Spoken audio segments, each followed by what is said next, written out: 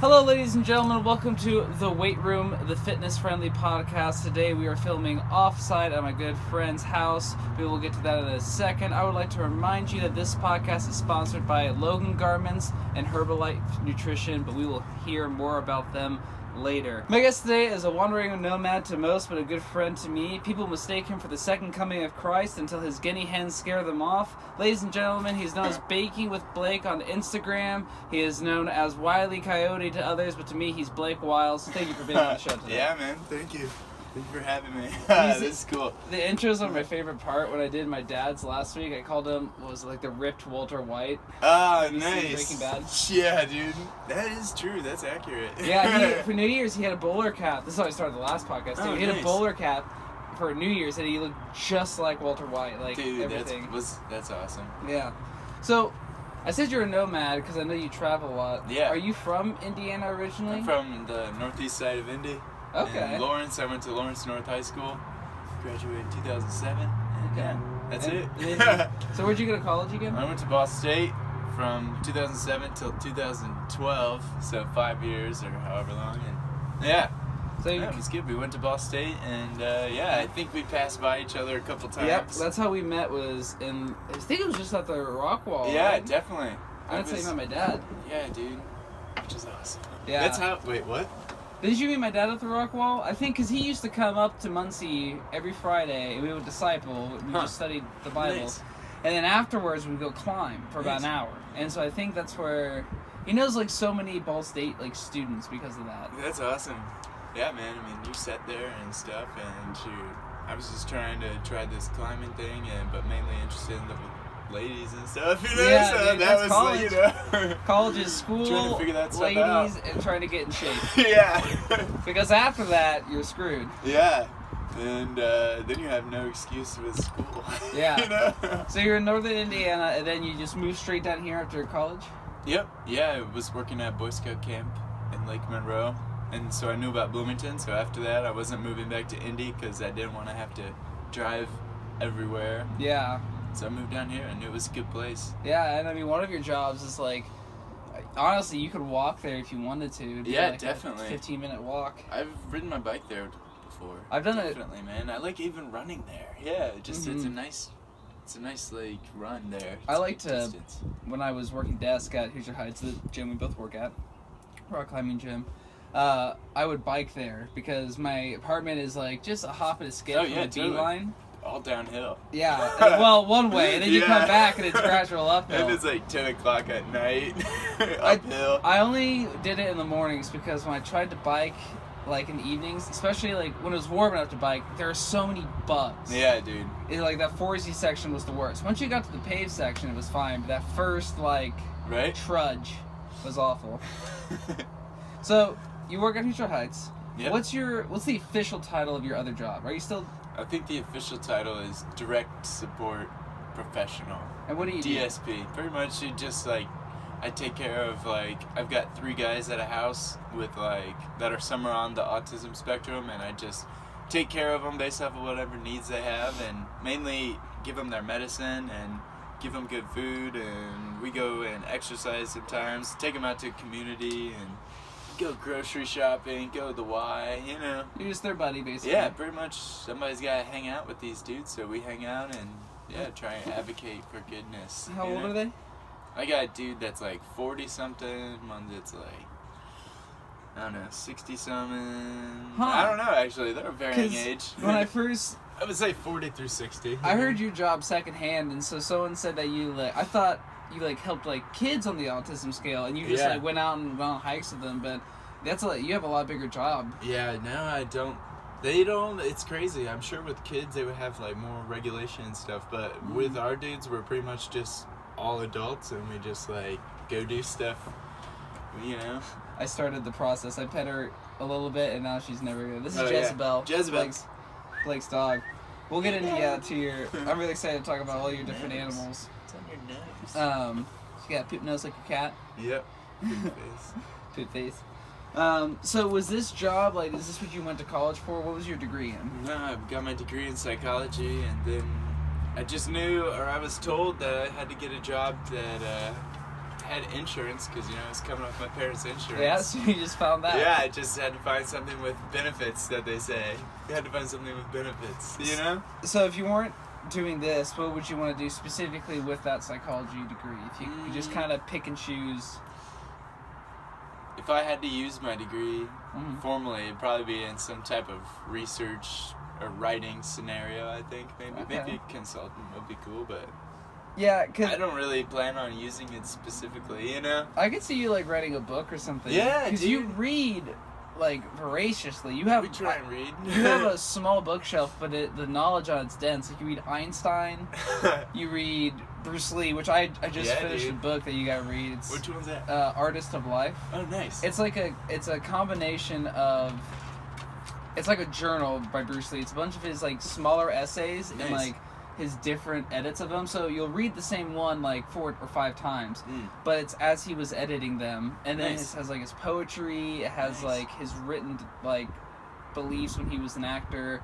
And it's Artist of Life because he just kind of breaks down life and, like, his life, different aspects. And it's really good. It was a quick read, but it was very insightful. Yeah, I read, I saw on somebody's Snap story this book, and it's on the New York Times bestseller list, apparently. It's called, like, The Subtle Art of Not Giving a Fuck. You know, have you heard of that? I've seen that book. So I downloaded that book and I read it. It was an easy read. It was, like, one day read, you know, but it was, like, it was pretty insightful, man. I started, like, because I had the downloaded version, so just started copying and pasting, drag and drop, like, an entire summary of the whole book, you know, just because, like, being able to copy and paste, then shoot, now I have, like, a summary. I never have to spend 8 hours reading it. I can just look at this for 20 minutes and have that whole book.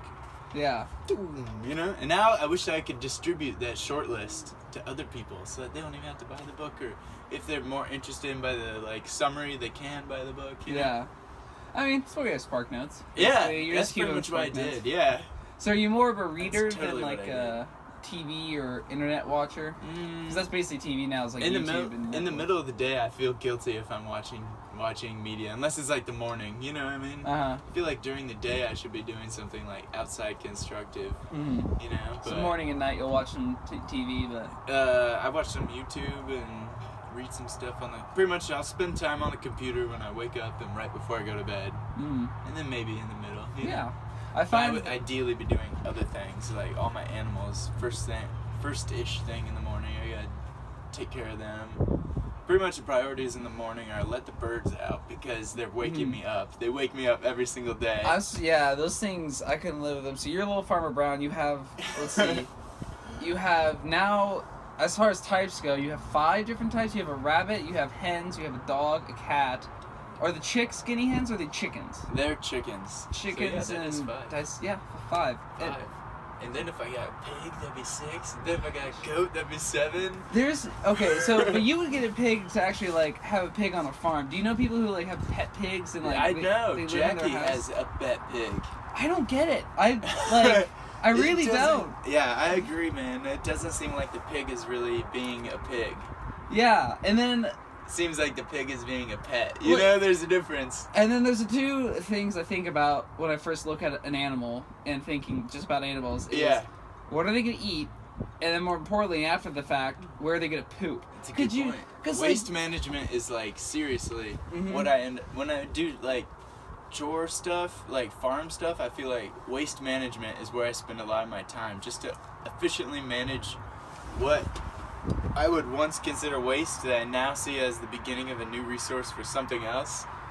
That's it. You know what I mean? It's all trying to complete the cycle and get multiple purposes out of one thing. You know, if you have a pet dog and it's just a dog, that sucks. Allow the dog to be a shepherd. You know, that's what it's made to be. Was it easy to have Jezebel, like, kind of become a farm dog, or she just like, I tried to just, like, tap into what natural gift she had, you know, like, she's a shepherd dog, so, you know, mainly the thing about the dog is, like, keeps the hawks away, because the hawks with the good vision, I didn't think about that. That's it. Keep her that rabbit's gone. Yeah, well, the rabbit, especially the rabbit babies. Yeah, I've seen. And I was eating breakfast out here today. There was 2 red-tailed hawks out here today, and they have a pretty large territory. Yeah. Oh yeah. But Sue, my wife, she took.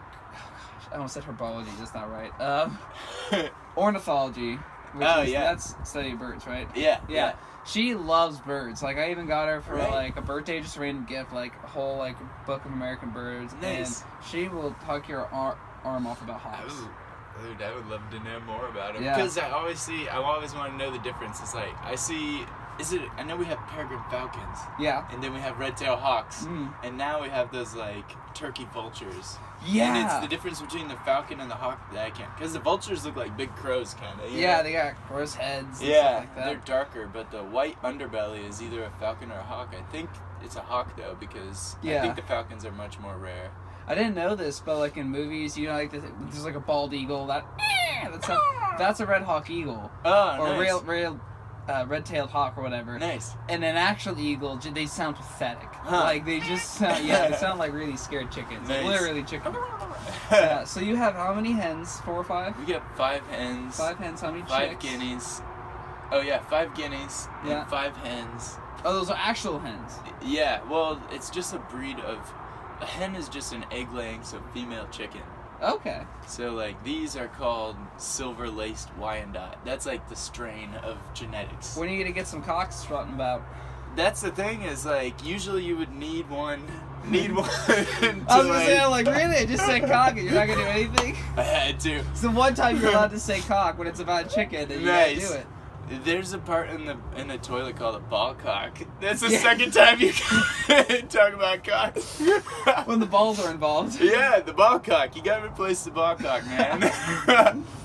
But yeah, no, with the guineas they say if you have guineas, you don't need any roosters because like the guineas are protective enough of a bird that even a female guinea will like take care of all the hens. No, I think we talked about this before. Do like guinea hens and your hens, do they crossbreed at all? Or No, I don't think they'll crossbreed. So you're gonna have to get some males of some sort. I think the way so you can either buy birds as a straight run, which is just randomly, as they're hatched, you don't know the gender. Oh. Or you can buy pullets, which are all females. These are all pullets, and buying pullets is usually a little more expensive because I had to sex them, you know? So it required a little more processing for them, but yeah. So these I don't want to reproduce, but yeah, the guineas, maybe they'll, in a month or 2, start. I mean, I'm hoping they lay eggs, but they're ground layers, so I have to go search them out. Yeah. And you said you're trying. We talked about this. Maybe we'll start seeing more little baby guineas around here. You know? Maybe it'll be more of like it's like an ever-growing alarm clock. Yeah. Like the more you have, the louder it is. Yep. Yeah, definitely. I started with 10. I'm glad I don't have 10 of them now. I feel like the guineas are setting you up great for fatherhood because my brother just had a baby, and so now I'm an uncle. And Nice. but like part of that is of course the crying. Yeah. And so like you're already getting up at like 5 a.m. or whatever to take care of these stupid hens. Right. So- Fortunately, the guineas like sleep in a little bit later. I don't get up until they get me up, man. At Until like they get you up. 9:30 Oh, that's today. not bad. You Man. know? That's the morning. I think that's average. Yeah, I think late morning is 10, early morning is like 6 or 7. definitely. I mean, like they say, like when the cock crows. Yeah. You know what I mean? Like That's but sun up. apparently, like roosters like start at like 5 a.m. You know what I mean? See, that's Like, yesterday to that's me. why I'm glad I didn't have that. Yeah. Like, I know the day ends at midnight, but if it's before 6, it's yesterday. Yeah, I moved from my bed to my couch at 3 a.m. You know what I mean? It's not far a walk either. Yeah. Have you ever gone to, like... Because when I was in college, I had a cat who slept in the bed with me. Like, I had a ritual where I just, like, for 15 minutes, I'd wake up, but I wouldn't leave the bed. I'd just roll over and, like, hug her. Nice. And we would just cuddle for 15 minutes, and then I would go. Do you do that with, like, Jezebel? Like, Actually, Jezebel, every morning Jezebel is, like, right, like, by by, like, where I'll, like, first roll over. First thing I see is Jezebel. Yeah. Those are the guinea hens, by the way. Yeah. If you hear their glorious song. That's what they're, like, traditionally used as, like, guard animals. Because they have a greater territory and are more independent than a dog. You know? Yeah. Plus, you can get eggs from them. You can eat them. I just watched one poop. They fertilize. Yeah, it's great. So, and Yeah. when we were talking about this the very first time I was over here, and I was actually kind of proud and shocked. So you're not afraid to eat meat or eat these guys eventually. You said you're trying to go more vegetarian until you kind of produce your own meat. But I mean, you're gonna eat it probably. These guys probably not. They've become my friends, you know? Yeah. But the Well, rabbits, except for the white one. Yeah, the rabbits I've definitely, I'm raising the rabbits to eat. Except for the breeders. I'll have one breeding male, one breeding female, and then, yeah, their kittens or their litter, I plan on processing. Yeah. Yeah. Well, Should be like, 6 to 8 of them at a time, so, like, because, yeah.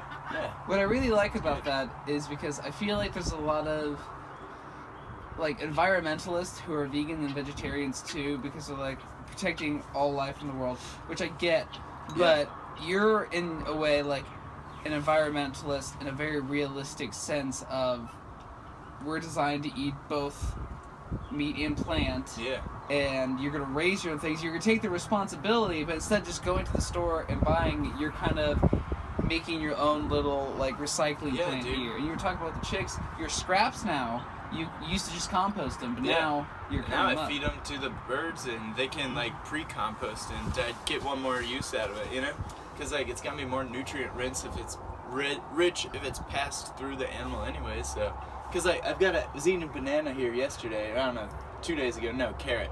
And I had to tip. I was like, oh, I'll throw it down there for a rabbit. And he hasn't touched it. You know what I mean? Yeah. The rabbit hasn't.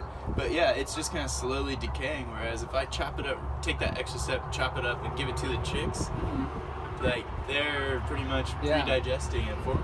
And not only that, but they're getting trained to like eat my human food. And that's like how chickens freaking evolved. It's not even that human though. It's like just stuff that they would also find on the ground if they were in the wild. I mean, maybe not sweet potato because you're digging that up, but I mean, like all the other stuff is just plants, mushrooms. We have been around the chicken for longer than we've domesticated the dog or the cat. I believe it. You know what I mean? So like even before we had this interaction with dog and wolf and whatnot, like we were giving our scraps to chickens for their eggs. You know? Yeah, because they like. You didn't have to kill them, but they produced food. Yeah, and they stuck around and they were friendly, you know? So, like, that, I found that out when I got these chicks about 2 weeks ago, and I was like, I had no clue. I thought that the cat was the first thing to get domesticated, and then the dog, but no, the freaking chicken first. So talking about their poop, and I was thinking about this, do you collect it? Do you just let it fall where it does? Because you can, like you said, use it for compost and manure and you're trying to garden. Yeah, pretty much anything. The only thing, pretty much just like the chicks, I'll like compost their entire bedding and then like, because that's what's called a brooder box, or like a box when like they're babies, pretty much, baby box. So their compost or their bedding and their manure is just like all in one. I put it in my big compost thing, you know? But aside from that, they're all just free ranging in here. It's just I encourage them to just poop wherever. Nice. So like I was over by a fire pit and I saw little rabbit turds by. I was like, I'm gonna have a little bit better like soil. It's all about building the soil and, you know, making the soil better. Yeah. That's the whole thing about farming. It's not about taking from the soil, it's about improving this land, you know? Yeah, just make all of it good. Yeah. So you have your coops for your rabbits, for your chickens, for your guinea hens and all that. Are you gonna have, and I know we were just talking about soil, are you gonna have your own like little garden, like corner, or are you just trying to make your whole yard a garden? Yesterday, I got these things. I got some herbs from May's greenhouse, which is like right there. I can like walk there, you know what I mean? I was like, I might look at like getting a side job at May's greenhouse, because like, dude, if I could like not be working at Stoneboat and we walk down there and just be more close and freaking offset my fuel costs, you know what I mean? You see if you can work out like Rural King or something. Dude, yeah, Rural King's hiring, but I thought about that a lot, but like I think I would enjoy it, but like I would not. Too much retail. Yeah, it's like they're kind of like a big company, you know. What I mean? I'm trying to stay with like small business. That makes sense. Even though Hoosier Heights is kind of this larger business. It's becoming one, but I mean, it's still. I think it's hard, except for like maybe the ones that have the like professional climbers do World Cups. Oh yeah. I think it's hard to call any rock gym a big business. Maybe so well because they're really like. They're doing well, but they're very try-harding the whole modern, like, pushing, climbing as like almost like a fashion statement. Yeah. With their, like, shoes and the promotions. Yeah, they advertise like a fashion company, you know what I mean? Like, but that's cool. Actually, I don't know the history of the Solo company. I guess they started with Holds. Yeah. Nice. Holds and then a gym because now shoes. I just know they have, like, what? I didn't even know they had Holds. I thought that they had always just done shoes and clothing and, you know. Yeah, I think the clothing... Yoga pants and whatnot. I think the clothing and the shoes was about the same time. But yeah, it was just holds. Because I remember buying for them when my dad and I first built our rock gym and our garage. We did at our old house when I was like in high school. We built it over the fall. It was one of the best falls. It was such a great time. We just, every day after school, if we weren't climbing, we were in the garage working on like this thing. Building something to climb on. Yeah, it was like overhung and it had like a flat wall too. We just moved. Oh, nice. That was it. But they're thinking about getting like a freestanding wall or something in their basement. Kind of like that, because they used to have a home gym because he lifted all the time, but now he goes to the Y, and so this way he could just have like just literally just for training things. So we put like a route or two, but it'd be so short, it'd be mostly just for. That's what we called it. We called it the dojo. Dude, yeah, that's what I used to always have called my house. Was I can't remember what it was. I can't remember, but it was like some type of dojo. So getting into climbing and training, because this is the weight room, and we have to talk about fitness eventually. Yeah. Let's get into. Well, first, are you just a climber? Do you have some weights in there, but like do you do anything to cross train or just climbing and training for climbing? I had done a lot of cross training in the past and stuff, but now I'm kind of in the cycle where I've only been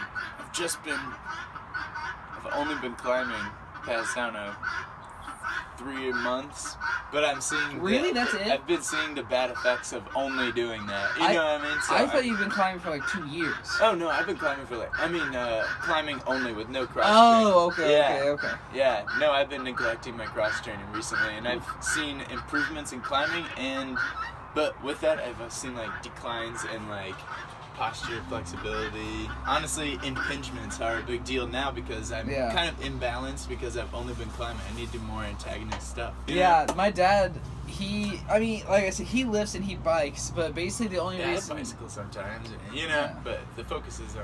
Yeah, you don't like train, you just kind of like ride your bike. Yeah, definitely. He like rides his bike for cardio, for flexibility, like to warm up. Nice. But... Yeah, the only lifting he does is really antagonistic for climbing and some leg work. But other than that, push-ups and some leg work then? Yeah, he does more. He does less body weight, more weights. Oh, cool, yeah. But yeah, that's about all he does. But his main training is he's doing like the Anderson Brothers program. Okay. Are you doing a program at all? Or are you just kind of climbing? Just kind of like listening to what my body's saying. You know what I mean? Yeah. Recently, it's been saying, bro, you need to freaking stretch more. So I went to yoga, and tonight I'll do acro yoga, so.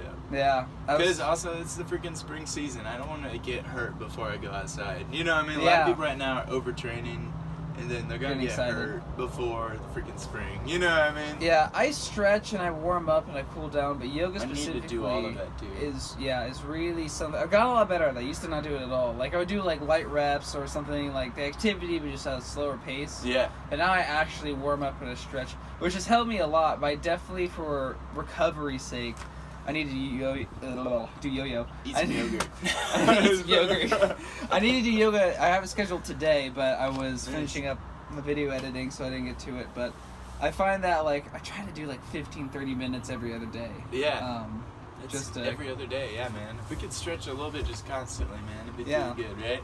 Yeah, and especially like if you want to do yoga. See you, Lily. She doesn't hear us. So they just get She's like, why is there cameras? Yeah, why is there cameras? Yeah. But I mean, if you want to get like good at yoga specifically, I say do yoga. But I think everyone should stretch. Do some sort of stretching routine. Do you foam roll? I know you have foam roll my arches of my feet and whatnot, you know. But my foam roll is a little broken down. I want to just get some PVC and wrap it with like a yoga mat material. Do it. That's how you make a homemade one. Sweet. But make sure you don't use like a really thin yoga mat. You still want because the hard core is what's important. You need something soft around it. Bro. Oh, cool. Yeah, I mean, I would recommend, and I mean, obviously it'd be a little more expensive, but go to Dick's, get a small one that has like the bumps in it. Those bumps are so good when you're really sore. Nice.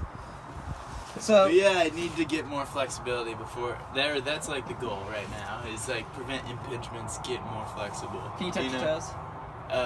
You're pretty tall, so I imagine can touch my toes, but it's strained. But I know like when I'm stretching, it's less strained. You know? Yeah. So how many times do you think you climb a week? I don't know. I think probably like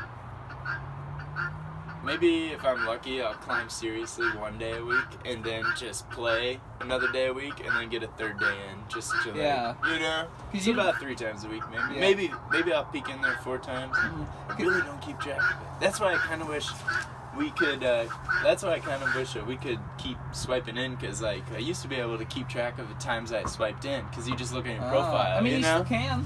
That's true. I swiped in once, and Tyler was like, "You don't need to swipe in." Hey guys, hope you're enjoying the podcast. I just wanted to remind you that this podcast is brought to you by Herbalife Nutrition. If you guys are looking to start making healthy habits in the kitchen, Herbalife is where you need to start. Not only do they have their own line of supplements for athletes who know their sport, know what they're doing. That's the 24 line we got here. They also have their standard Herbalife line that has meal plans, snacks, supplements, meal replacements, everything you need to get started.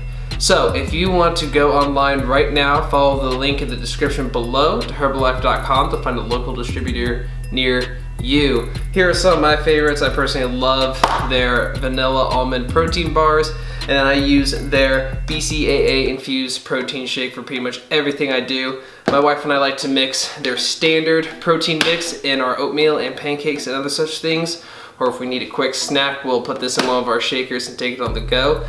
I've been using Herbalife for years now, I think 2 to 3 years, and I have seen great results with it. So if you, again, are starting to make healthy habits in the kitchen, Herbalife is where you need to start. Follow the link below. Thank you again for Herbalife for supporting us on this podcast. All right, so before we cut out, talk about watches. But yeah, I just got to track my stuff. I went to Barnes & Noble after my chiropractic thing and got like a little weight journal. Oh, nice.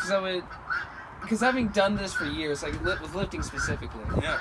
I don't really track my climbs. Sue does. She just kind of writes how many like the grade, and then like a little note of fell once or felt good. Such a good idea. Yeah, she just took an old like running or fitness journal, like a big one, and she just doesn't use it for anything, but that way she can go back, kind of see what routes she has a problem with, if she had like a long day, and how that affects her later on.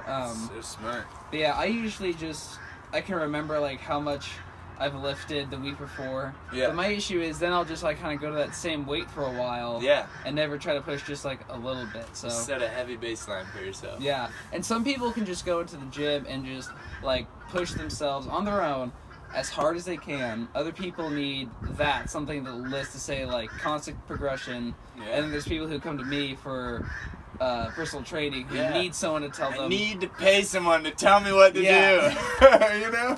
Yeah, it's just, I literally had I have a client who, she says like, I'll work out, I'll do what you tell me, I just need someone to tell me. Yeah, that's good. As long as, dude, they've identified their motivation.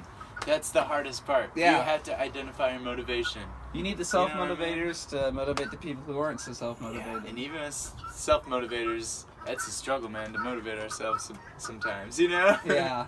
I even have trouble, because I mean, especially if you're like really consistent, at any point in time, it's impossible, I think, to be perfect. You have to have at least like one slip up every now and then. I think the whole idea behind a cheat day is just the stress of it all. It's just like a mini vacation. I think everyone's deserved it. But you're kind of vegetarian. What's your like diet? Just clean eating? Yeah, I try and just eat pretty clean. Eat close to the vine, you know what I mean? Eat things that look like food, you know? And like, whole foods, like whole ingredients. Yeah, dude. Eat things that don't require much refrigeration or anything, really, you know? Mm-hmm.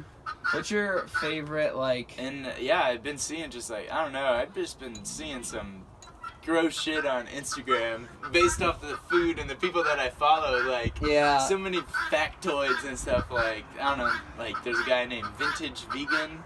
He does, like, so many, like, historically more awesome diets than what we have today, you know? Our diet is like sucking, you know? So like what does that mean? Like what's he do? Like this one hen came over here just to harass us. It's the one white hen. White guy, white dude. He's just little bird. He's staring hard. Anyway, so what's he do? Well, he's like I don't know, like kind of like a Pan-African, like African pride dude, you know? That's like his political angle, you know? That's like the account and like health and wellness and everything. But like he says that, you know, historically, like, African, like, genetics don't have that much, like, dairy and cheese and, like, that type of stuff, because, like, they're more plant and fruit-based, so, you know? Very It paleo. just- Pretty yeah, keto. plant and, like, I don't know, it says more of, like, Western, more of, like, European cultures were grown up around dairies and stuff, so, like, our Agriculture. digestion is, like, more okay with, like, lactose and stuff, so, like, once you start just, like, going down the wormhole of, like, liking things, Mm-hmm. you'll find all the information, you know, as long as you don't take anything as gospel. Exactly. You have to use this to critically analyze shit. I just wrote a blog for the gym I work at, Excel, and it was basically just talking about looking at different diets and how, so like again, paleo and keto remove carbs and like dairy and stuff like that. What's it? Ketogenic, Nice. which is Yeah. keto for short.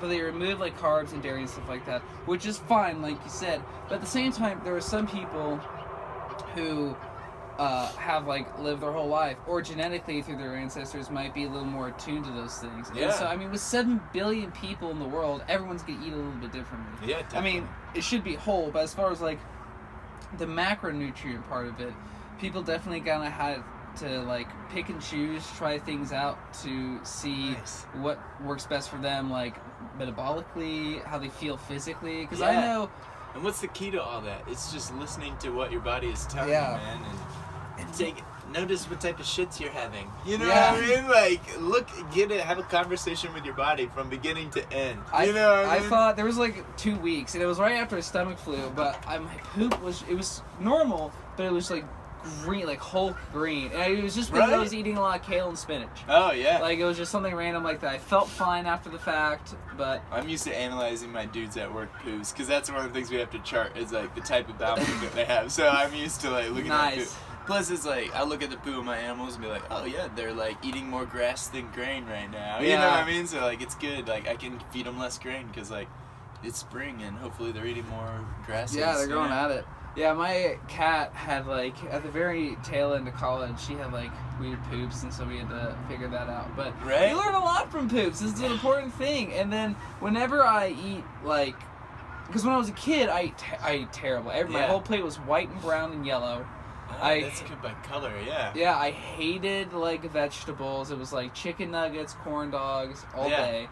I did the same thing. And then like in high school, I went through this like transformation, and now in college, and then like whenever I've been eating clean for like years now, and then whenever I would like cheat or have like a week of just like not like terrible, but like Yeah. bad, I would just feel sadder. I would feel more tired, less motivated, Right. and then once after a week, I get back to the rhythm. I'm like, life is great. I feel Yeah. great. Like when I drink a kale protein shake, I can feel like the Yeah. energy come. What do you think about like eating all that bad shit and like the stress hormones? You know, they say like for all those like factory farms and stuff, the stress hormones are secreted Yeah. into the tissues that you then eat. Mm-hmm. And so I have noticed like when I'm eating poorly, I don't know what it is, but I do feel a little shittier.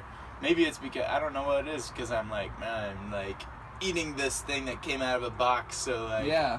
I don't feel good about myself for that. Plus, like, the chemicals in the food are not that good, you know? It's not really sustaining me as so much Yeah. as getting me to the next Well, day. it's and I've seen like Supersize Me, which is on Netflix. You should watch Yeah. it. It's really, and there's like a couple of grocery shows or like documentaries I really want to see on Netflix. Like one of them's about Whole Foods. But I'm reading this book, and this was a big thing a couple of years ago. It's this book called Fit to Fat to Fit. So it was this like personal trainer who's had like 6-pack abs his entire life. Nice. Works really hard, having trouble with some clients. So he decides, I'm gonna become overweight. So he becomes like, he gains 75 pounds. He's like, the pictures are drastically different. Yeah. And then he goes back to trying to be fit again, so he can understand what it's like Yeah. to feel like fat, the self-confidence issues that goes with that, physically how it changes you.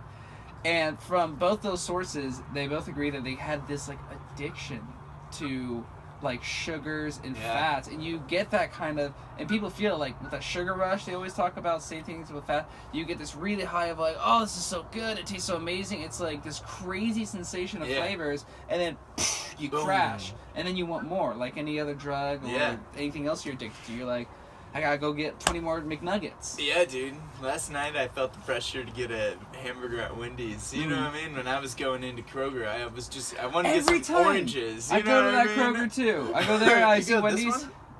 No, not that one, but there's at Krogetto. Yeah, There's a Wendy's in front of it too. Yeah, dude. Why are Wendy's in front of Kroger? I never Maybe they're realized like, we this. need one easy option for the people that don't get into Kroger. They Yeah. can still spend money in this area. I was traveling. I was in Colorado for a ski trip for a week, and we were on our way back. And like, especially with road trips, you've been driving for like 10 hours, and you just Yeah. want to keep moving and get it over with. We went to Wendy's, and they had this mushroom burger. Oh, Nice. it's like It's mushroom good. swish burger. It was so good. I told myself, I was like, yeah, if you want a burger, it's cool, but you had to support a local place, and we'll go to Hinkle's, like, if you want a burger, dude. Yeah. That's why I was like, oh, if I want a shitty burger, I'm going to Hinkle's. That's you know why I what I mean? love- Or unhealthy burger, That's you know? why I love Lucky's. It's kind It's of so like good. Bloomington's Whole Foods, but they have like sushi, pizza, beer, a salad bar. Yeah. Like, and I feel good going there because it's very like locally Yeah. supported. And- We, Sue and I, we shop at Aldi's, which I Nice. found out. This is how it is in Muncie, and I'm pretty sure I heard that's how it is in Bloomington. But all their produce is from local farmers. Huh. Yeah, I didn't know that. which is good and bad for two reasons. It's good because local support. Yeah. Bad because you'll either get there and they'll be super like not ripe yet. Yeah. They'll be perfect, and or they'll be overripe. So Oh, if you yeah. don't go to the store at the right time, it's Yeah, kind of rough. But right. it's good stuff. Yeah. Cheap too. Aldi is amazing. Yeah, Aldi has a good business model. I think it's nice and lean. They've got like two employees at one time. They don't pay for any additional shelving. It's all like Yeah, just boom, that boom, M. boom. I love it's it. freaking like it's what Scandinavian design. You know, it's like European, German. It's German engineering in a grocery store. You know, it's like so efficient. You go in, make the loop, go out. There's so many times, and I'm one of those people that like when I leave the house, I've always forgotten at least one thing. Yeah. And it's usually a very small thing. And when it's grocery shopping, because with all these, you Buy can, your quarter, man. it has been the quarter, but usually it's the list. But the nice thing Ah. about Aldi is even if you forget the list, you're in a narrow aisle Yeah. that's constantly moving slowly. So if you like, you're like, you see something you're like, oh, that was on the list. Yeah. And then you kind of piece it together because Aldi only has so much. And Kroger, if you forget your list, you're like, Yeah, there's so many options. You're gonna here. get lost. Yeah. Dude. Yeah. So is that coffee or tea? This was coffee. This Okay. was like, I don't know, I noticed I drink coffee way too fast in the morning. So this Oh, morning, really? and this morning instead of like reheating that second amount, I was like, I'm going to put it in the fridge and have it later when I really would normally make a whole nother pot of coffee. Yeah, I just finish off the one from this morning. I like coffee, and my wife would probably say otherwise. She was a barista up at Anderson, and she loves coffee. Her whole family does. I do too, but I'm a very slow coffee drinker, unless I'm doing nice. something. That's Like, good. Drink that way too fast, especially Yeah. if it's cold. That's why I usually like hot coffees because heat slows me down. Anything that's like lukewarm or has flavor, like chai lattes, gone. Because like usually they're not piping hot, and Yeah. so I don't want them to get cold and the flavor. Yeah. But like normal coffee, I usually drink black. I can just Nice. just sip on that. I find it like gets cold too fast in the mug, so like I have to like drink it real fast. What's your favorite, other than coffee, what's your favorite type of adult beverage? Are you I like beer. just any beer? Mainly, yeah. Beer downstairs. Yeah, She doesn't care. She's like, whatever. I don't know. I like on Wednesday nights anything for pint night. So Is if that I'm Lucky's or the Tower? or at the Bishop, you know, it's like Oh, $3. yeah. Yeah. That's awesome. So I don't know. I get like whatever. If I'm only buying one because I gotta drive back, I'll get some tacos and like just get like whatever has the highest ABV. But like if I'm drinking with some friends, I just watch the ABV. You know, if I want to have like 3 beers, I'll have some that's like 4.5. If I want to have 2 beers, I'll have some that's like 7. You know? That's exactly my mentality. Yeah. Like if I'm getting one beer, I'm gonna find the strongest one Yeah. of the type I like the most. And that's a good way to. That's not a bad way to think about it. Because you make it honestly, count. If you I'm know? gonna have the one, Yeah. like that much isn't gonna affect me, but I'll definitely like be relaxed. Yeah, it's not. Yeah. Which you're Which like, I found out drinking with the Waltopia dudes. oh didn't gosh. But Keystone is a 6% beer. I thought it was always Really? like 4.5. Yeah. No, Natty Light. Was it Natty Light or Keystone? I can't remember. I would kind of believe. I think it was Keystone actually. I would believe Keystone more Yeah. than I was. What was it the other day? I found out Dale's Pale Ale is like 5 or 6% Yeah. too. Right. Yeah, Oops, damn, you little dingus. I thought, Don't hey, forget about me. we were dead too. What was I gonna say? Something about beer, but Dale's Pale Ale, man. Dale's Pale Ale. That was the first beer I got because when I was 16, That was the first one? Well, hold on. Nice. When well, yes, it wasn't my first one. My first beer when I was 16 was Kentucky Bourbon Barrel Ale, which I had on my first trip to the Red River Gorge. It's a bad first beer to have. It's a man. great Well, I mean, first it's beer. great, but like. Oh, it was amazing. Nice. It definitely set the bar way too high for every other beer. Fair enough. But that's still to my day my favorite beer. Oh, nice. But when I was 16, I was climbing the gym with my dad and Andrew Libby, who's Afro. Yeah. And I caught the rope end, which in climbing, when you catch the rope end, when you pull it out, when you lead, you have to buy, your belayer buys you a 6-pack of beer. Well, I was 16, and so Andrew, who belayed me, he's like, I will buy you beer when you're 21. Nice. So 5 years later, I bugged him every time. You were 16? Yeah. Every time I saw him, I said, where's that 6-pack? He goes, when you're 21. And then when I was 21, he came in to Hoosier Heights with a 6-pack of Dale's Pale Ale. What? I finally earned it. It was like the week after my 21st birthday. And you were 21 at Ball State, though, huh? Yeah, it was when I was down visiting. Yeah, so it was like even more of a serendipitous moment. Yeah, dude. it was That's really cool. awesome. I took him back home because I was living on my own. Or not on my own, but like in a house That's with awesome. 2 guys. Yeah. So, Respect to Andrew Libby. yeah. He's already a cool guy, you know? Yeah, That's who I just kind of hope that I'm like when I grow up. You know He's what I like mean? a 'Cause, chill, like, he's like a mix between like Garfunkel, Rob Ross, and then like someone from that 70s show. He's just like a Zen college professor. Yeah. It's just Is so he weird. I don't even know. He what is a does, college man. professor. Oh, yeah. I was talking to him about, he's got like these old ratty like pair of like leather loafers that he wears to like business meetings. Nice. And he talks about how like he comes in with like a Prana shirt, these loafers, and Nice. he's just like looks like a climber. Yeah. Surrounded by all these really kept up like professors. Yeah. And, like, you probably can't climb. yeah, no, he cracks people up. Nice. So, what got you into climbing? Was it a person? Was it a moment? What I was had it? to, yeah, because this whole insurance benefits thing, I got in a motorcycle accident, and then... Is that the it's like- motorcycle right over there? Well, the one that I got in an accident and I totaled, so... No, this is the one that I bought with the money from the accident. You know what I mean? So you got another one. Yeah. Is it road legal? Yeah, it's cool. It's like a street legal dirt bike. It's 4-stroke. But yeah, I got into climbing because like my personal insurance with my workplace wouldn't cover physical therapy as it did when I was on my parents' insurance. So I knew I had to strengthen my legs. So Yeah.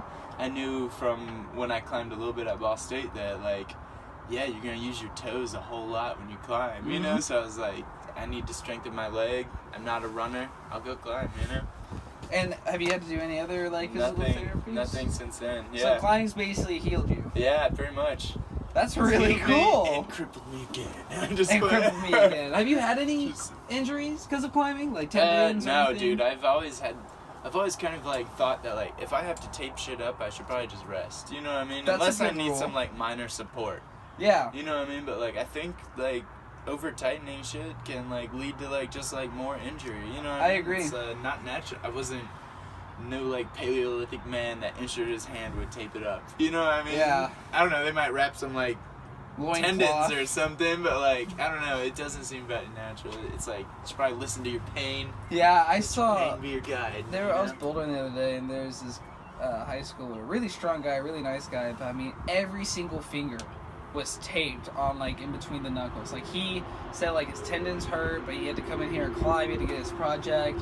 Which more power to like the commitment. I appreciate that, but like don't hurt yourself. Yeah. Like Alex Puccio, who is probably, as far as like Because aesthetics, she looks like the fittest climber ever, next to Chris Sharma as Fair doing a enough. male-female. But she gets injured all the time, and I've seen her training. It's Yeah. pretty scientific, but she's just, some people are really susceptible to injuries. Yeah. And you gotta listen to your body. She's always pushing herself, you know, and she's on this stage, you know, it's hard for her to really listen to herself because she has to listen to all her fans be like, go, go, go. Yeah. And that's the voice that makes it, I fucking ripped my tendon. Yeah, you it's, know? because the body, like a lot of people don't know this, I learned this in college actually, is your body can do a lot more than what you think it can. Literally, Yeah. because your body has blockers in it to prevent you from using your max muscular force because you have a higher potential of injuring yourself. So you could do the thing and you may not get hurt, but it's more likely that you are. Yeah. Don't disregard that voice. Yeah, so whenever you're like caught up in a moment, just think about Right? like if you're being safe or not. And like, Yeah. I don't think I've gotten. That's happened to me once actually. It's how I got the shoulder injury. I was in the red. I was doing this 10D, and I really wanted the onside, and like went into this Gaston move on this. It was like a razor thin, like slotted crimper sort of route. And I went into this Gaston, and I was just pressing so hard, and I felt something. It wasn't a pop, maybe not a tear, but just something not right, like an overflexion. And then on the drive home, I was just like done. Like I hit a huge knot, like a muscle knot the size of a goose, one of your guinea hen eggs. And it was just like, I was like trying to massage it. It was months before I saw a doctor, and they just said that I had like pulled like a muscle that goes to your neck vertebrae a little bit. And so because it was like so stressed, the rest of my muscles bunched up around it to protect it, and then whenever I tried to stretch it or work it the wrong way, it would like stretch and then just get bigger. Oh no, dude, that sounds terrible. I'm better now. My chiropractor's pretty much healed me. I have some like. That's good. It feels a little tighter, but not bad. Oh, dude, that's good. I'm glad you're feeling better. So, do you have any? You've read a lot. You're a well-educated man. Who's one of your role models? And it could be like. And it could be fiction. Who would I hang out with if I could hang out with anybody? Yeah, who would you take out to dinner? Who would you smoke a joint with? Not sure. Your eyes were like, that'd be. I would like to. In all honesty, I would like to do that with a lot of people, just because I feel like the conversations get so interesting. Dude, yeah, it's hard to choose, but if I could have some table, I'd be like, oh yeah, man. I mean, one of my favorite books is Meditation by Marcus Aurelius. So of course I have this Roman emperor right here. You know what I mean? And who else would I think? He's the first that came to mind. And I don't know, man. Freaking like, I'd like to meet the historical Christ. Put Jesus at the table. You'd have so many questions, you know what I mean? and you'd be the only person to know now. Like, well, who would know and be like 100%? Be like, it happened. Yeah, it happened. Shit, there's a lot of people, man. But always the first person who comes to my mind is Marcus Aurelius. But I don't know, I really dogmatically followed what he thought for a long time, and now I've kind of forgotten a lot of it, and I'm coming back to it. But it's cool. Give yourself some time and go back to the things that you liked at an earlier stage in your life and see how contextually things change. Yeah. You know? I haven't read any Marcus. I know a lot about him from history. And freaking like Lao Tzu that did the Tao Te Ching, you know what I mean? Lao Tzu, Christ, Marcus Aurelius, and who else, dude? That's about it. Yeah, the Tao, meditations, and the Bible. Those are like that's trifecta. Yeah, it's like the three like biggest sources of knowledge. Yeah, three big ones at least. Let's get into more about like travel. So obviously climbing requires a lot of travel. Yeah. Didn't you go to Italy and Rome and stuff like that? I was in Italy and Rome, and on my way to go see Tristan, Georgia, and Jamie in Greece, in Kalymnos. Where else have you traveled? Just off the top of your head. I've been like Thailand, Singapore, Malaysia, Australia. I've been to all those four too. France, Germany on the way over. I've been to Japan on the layover, and it was nice. Yeah, I would love to actually go. Right? Yeah. I don't know if I really want to go to Germany though, honestly. Oh, I'd love to go to Germany. During Oktoberfest? Oh yeah, that would be cool. That'd be really fun. I've heard Germany's fun. That'd be good. Yeah. There's such a weird, like, Europeans think such weird thing about Germans. They, anytime they have something they have to make fun of, they're like, that's probably German. Nice You know what I mean? Yeah, some traveling, I met one nice German female that I've taken to dinner. And yeah, nice take her on person. A date? Yeah, dude. But yeah, I have only met one. Other than that, the Germans I see are very stereotypical, like Americans and Asians and everyone. I've met a lot of stereotypes in traveling, man. It's a heightened experience. Yeah, in Asia, like just climbing too. When you go to the red, like I met some Canadians, French Canadians. I met French. I would not want to go to Paris, like without being fluent in French, and I'm not learning French. Yeah, because like the French Canadians told me a story that they went and they speak fluent Canadian French, and people wouldn't even acknowledge them. Yeah, Like, they wouldn't talk to them. They wouldn't like serve them because they were speaking like blasphemy to them. Essentially, like their language is so important. I think every culture kind of has something. For America, it's our gluttony. Yeah. Paris, it's the language. Yeah, and they're like a really appropriate people, like Parisians, like, you know, like even if they want more food, they'll be like, no, this isn't appropriate, like serving, I would not take seconds, you know, and I don't know, but I found the French people in Paris to be like really accommodating. Really? I had like some amazing times there, but like it's probably easier because I don't know any French, so I literally had to be like, they were just like pitying you. Bonjour, Like, s'il vous plaît, big beer. Big you beer. know what I mean? Small euro. El Largo beer. Small euro, like cheap big beer.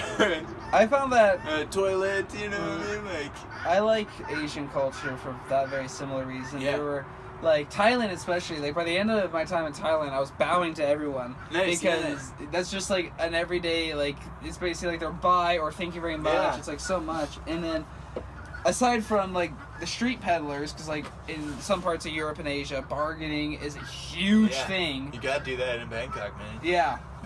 Oh yeah, they'll take you for gotta. everything. Yeah. Because they see white people and they think rich, and they're It's right. probably a right thing, right reason. Yeah, when I found out that $1 was 32 baht, the last time I was there, 32 baht, I was blown away. Yeah, that's wild. Yeah. Yeah. That's wild. But I wish I would have been like. I went to Thailand when I was a little younger. It was with the trip with Ball State. oh yeah, I went with Ball State too. Nice. Maybe we were on the same trip, dude, dude. was No way! Was Dr. J? Yeah! Dude, we were What? on the same one! Dude! Yeah, when you said all four of those places, I'm like, was he at the same Yeah, trip? dude. And did you go to Pattaya? Pattaya? Penang. Maybe they stopped going In to Malaysia? Pattaya. No, in Thailand. It was a beach in Thailand. We went to a beach in Thailand, but I mean, Nah. I rented some jet skis, and then it was for like 5 hours, dude. It was a scam, dude. They were like, we got held up on the beach, and like a lady like grabbed onto my backpack I was wearing and stuff because these jet skis were like, it was a scam rigged to like, because like the fiberglass parts were all just like glued together, so they're like, yeah, well, here's some Westerners, they would love to jet ski. I got on the jet ski and signed this paper that was in all Thai. Should have never done that, but I really wanted to jet ski, you know, around all these fishing boats.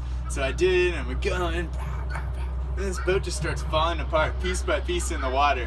But I'm like, whatever, I'm gonna keep jet skiing, you know what I mean? Oh, man. So then we pull up ashore, and these Thai guys run out, and they're like, oh, it's broken, they will not let me leave, you know? And like the culture, Dr. J, because you know her, is like, yeah, dude, she's like, no, you just have to like walk on, they'll ignore you, you know, this is typical here. And they were like, no, they grabbed onto my backpack. And so 5 hours later, I had to go to the ATM. Fortunately, I have money in the bank. They were like, we'll call the police. You go to like Bangkok prison and stuff.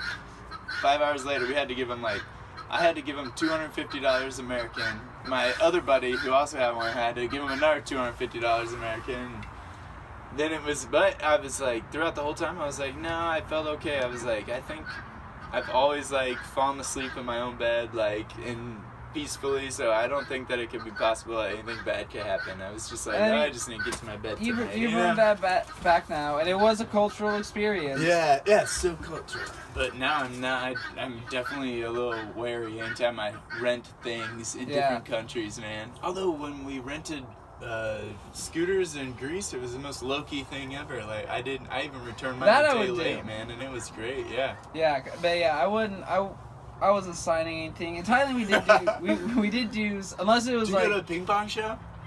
I hope it's not the ping pong I'm thinking about. Yeah, it's the ping pong you're thinking With the about. girls? Yeah. I didn't, but did people in your group go? Yes, actually, only Dr. J was like, it's cultural. And did her husband go too? I think he's gone before. He told us about that, David. But there was a girl. So this girl, make sure we're still going. This girl, she left her wallet and her passport on a plane. Plane left. During your trip? Yeah. Oh, shit. So I think this was after Thailand, but this is who we're dealing with. So she did that. And then on her birthday, we were in Thailand, and it was her idea to go to... This ping pong thing is a Thai sex show. That's a good way to put it. But it's basically like stripping, but they're already naked, and they do odd tricks with their body.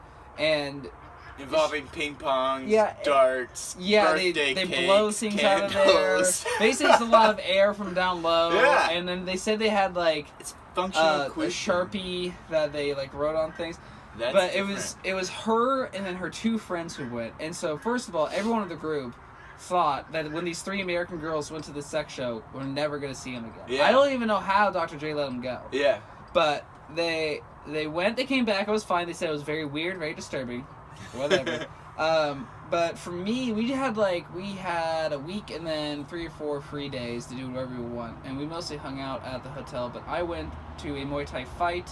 Nice. Which was awesome. Cool. We saw like a couple of knockouts, but also a little bit disturbing because you could be a pro Thai fighter at like 10, something like that. So while you're watching children fight, Yeah. but they make money and that's just part of the culture. Yeah, dude. And I actually got to train at a Thai gym, and that's how I kind of like Nice. first learned how to do kicks and stuff. But Sweet. yeah, I love. Aside from the bargaining part, all of Asia, they're kind of like the honor, the warrior, the family mindset. There is a very strong sense of community in these cultures, in like from Malaysia to Thailand dude. to Singapore.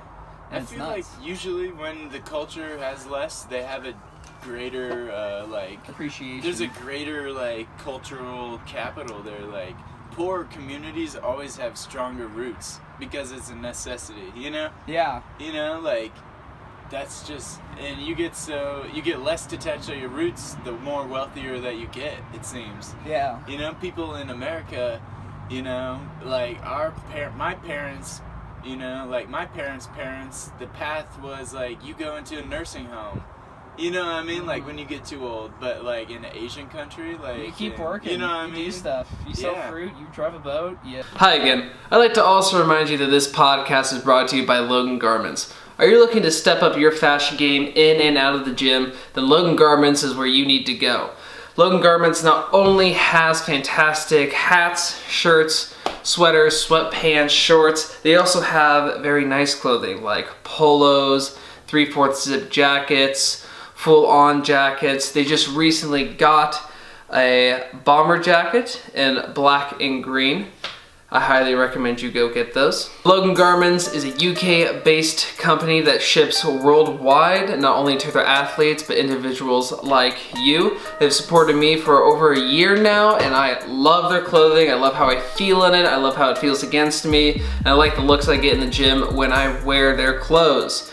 If you're curious about stepping up your fashion game, please follow the link below and use code word TEAMWORK. That is code word TEAMWORK at checkout to save 5% off your order today. Thank you again, Logan Garments, for supporting this podcast. And again, that is code word TEAMWORK at checkout. Thank you so much. I always thought it was cool too, the whole philosophy of just kind of like families live together for so long. Like, like grandparents live with parents, parents live with. I think the only time. I don't even know. I thought there was a certain point where you break off, but I think it also just kind of depends on your financial situation about like how long you live with your family or when you split off. In Asia or just in general? I think it depends. Like the Japanese or Chinese. I think I'm thinking Japanese right now, but I think the daughter will always leave when she has a new husband.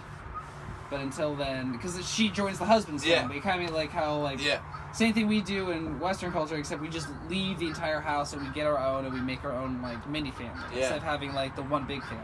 Wouldn't it be nice if we could just have one big family and everybody take care of everybody? You know what? That you should. I didn't have to buy a house because my parents had a house, and just in the time that I became old enough to own a house, they're getting old enough to need some additional care. You know, like that seems to be the way that things are supposed to work. That's, you know, like that's why like temples and homes are like in families for generations sometimes. Yeah, right. This idea that I don't know, my parents. Their house is their retirement now, so they'll sell their house and that'll be what they do for their retirement. But like, I would love to like live in my house that I grew up in, and then take care of or even use it as some sort of income. You know, rent it out. You know. Yeah. I think it's sad that like we just think of our home that we grew up in as something that's a commodity that could be sold like a gallon of milk. You know. Yeah. Whatever. Yeah. They want to give me the opportunity to have my own house. You know, I'm sure. You know. Yeah, and I think. Plus, they're pretty prefabricated anyways. They're not like brick houses. Yeah, or castles that you can pass down for 400 years. You know what I mean? Do you read Game of Thrones or anything like that? Mm-mm. I like it though. I read it and I watched it. I'm trying to finish the series. Nice. But one of the I think about two things. One, like that, like housing and castles, because you see a lot of royalty in the show and the books, but there's always like common folk in there, and you just see like the huts they live in and stuff like that. You're like, that's their whole living. Like when you're a blacksmith and you have a son, your son is gonna be a blacksmith. Yeah. Or like unless he finds something he's really good That's at. true. Yeah, you're doing that. And then the same thing with like the kind of going back to farms and food. Like just the process of getting a meal back then. Yeah, dude. It was just like bread, cheese, because that's all you can make if you're poor, and like animals if you had them. But like most of the time the animals went to king, you know? Yeah, but agriculture and food was just like always thinking about like how would I do? Right. And just like probably not be as big. Yeah, unless you're like dude. a knight or fucking warrior, you know? Yeah, dude, everyone's small, and that's the cool thing. That's what I try and think of. I'm like, because our personalities are pretty much the same personalities as the people back in the day, you know? So I see like an overly aggressive person at the gym. I'm like, no, you were probably just like a fighter, and like 600 years ago. You know what I mean? Like And some people are more stately and more king. You know what I mean? Yeah. More like legal. We got people that would study the law and freaking bishops and clerics. And some people just want fun, man. You know. Everything. Listen, life is just be a wet nurse. You know? I remember when I first kind of realized, because when you play games, you gain experience. Like even with Pokemon, your Pokemon gain experience. I never thought about that in like a real life. When you do stuff and you learn, you're getting experience. You're leveling up. I'm like, I really want to come up with a title for myself. Dude, I'm doing like farming, like literally right now, like I'm like a level 1 farmer, and you're like a level 30. I'm like a level 3 farmer. Level 3 farmer. Well, I no. actually just measure my years. I thought about that yesterday. I was like, how many years have I done some amount of it? You know what I mean? How long has it been since you like got on the hens? Let's see. Last fall, I got the guineas, and that was my first adventure into like any type of livestock. Actually, it was. I posted a picture on Instagram so I can see the exact date, because I try and catalog things on my Instagram so I can be like, hey, when did I get those? That's how my old are thing those started. guineas? Like 4 weeks, you know? Yeah. So, yeah, dude. But I think actually it was like mid-summer last year, so less than a year. Nice. And look at the progress that we've made. You know what I mean, aside I know from like a lot more than I did from the beginning. I knew zero. You know? Yeah, and other than like other animals taking them away, have you like lost any? Yeah, I've lost about 50% of them, but they say because guineas are like the least domesticated, they say they have like a really high, even like in best, most controlled environments, the mortality rate's about 50% for guinea. Really? And Yeah. you lost about 50%. Yeah. So. And I didn't even lose 50. One One time, of some them's predator, one of roaming. them's over there. Yeah, He's on the mountains. 100% feral and independent. Like 2 barns over there. He's the one like as the sun comes up, he's on the crest of the hill. Yeah. You see Getty heads. Right? That's funny. Yeah, but every morning that's what they're freaking hearing him. They want to get out so they can go visit with their bro. Well, now they're out and they can't get back in because you're all set up. Yeah, birds are really. They're very routine, but like, dude, it's crazy. Just putting that piece of wood right there is not enough for them. Because like, without that piece of wood, they just walk in, dude. But like, they can't comprehend just one of them randomly jump over and learn how it's done. You know? They'll get there. So we'll start wrapping up. But one of the things I definitely want to talk about, and I'll take some clips of this too. Sweet. But what I want to talk about is we talked about kind of like your environmental views on like eating and how you want to take care of the environment. What I love about your farming experience is how you made your coops. Yeah. Like, did you just find a bed frame and wood on the side of the road? Yeah, I found like a twin. It was like a twin. It just said free. It was like a twin wood mattress, and actually it was a bunk bed set. Oh. That this family, they needed the top bunk. They were getting rid of the one on the bottom, so I put this out free, and I was like, dang, that would fit in my truck. And because at the time my guineas were outgrowing their small brooder box that I had, so yeah. And guineas, you usually can't. I've trained them so that they get fed at nighttime, so yeah, they always come back at night and go right in there. So yeah, it works out. And the hen house for my eggs, like in a month probably, I'll be working on that. That's my childhood jungle gym, like all the way from like northern Indiana, then to Indianapolis, and then I went to college. It still hung out there. It was just now, there. then my dad was like, I need to get rid of it, so he like chainsawed the top part off, and that's what we have. He brought down the truck, so man. now I have, because really I'm a much better taker care of animals than I am a builder. You know what I mean? Yeah, But, 'cause like, all you- maybe I'm more resourceful then, you know? So all you bought was like chicken wire, right? And Yeah, maybe a chicken couple wire pieces of wood. and some pieces of wood and then the roofing material, but yeah. How much do you think you, and I mean this is gonna be a hard one to Yeah. answer, but how much money do you think you spent from starting this farming process to Yeah. now? And you don't have to include things like the routine, like feeds and Yeah. stuff, but like getting the hens, getting Shoot. the... The hens were like $1. Pretty much, we'll say that the birds were like $2 a piece. Really? As chicks. Yeah, and then yeah, my animals probably like, I think that one day I bought them, it was like what 10. Yeah, about like 25. Yeah, I mean the rabbit that I bought as an adult was $12. Really? Yeah. Man, I thought Yeah. like, these animals would be a lot more And expensive. even if you just raise them because you can also like just raise them from chicks and then sell them at an auction. So like I could buy the guinea at $2 and then feed it well and let it live naturally and have a good life, and then you can actually just sell the adult live animal for like $25. You know what I mean? But a lot of Get a people little do that. I'm not return. gonna do that. I'm not no, I'm not you, interested in you that. have you have the long-term plan. Yeah, it's amazing. It's amazing. This all these things that we forgot because I was, we let the microprocessor freaking rule our life. You know, there's a whole like this was like my root, you know,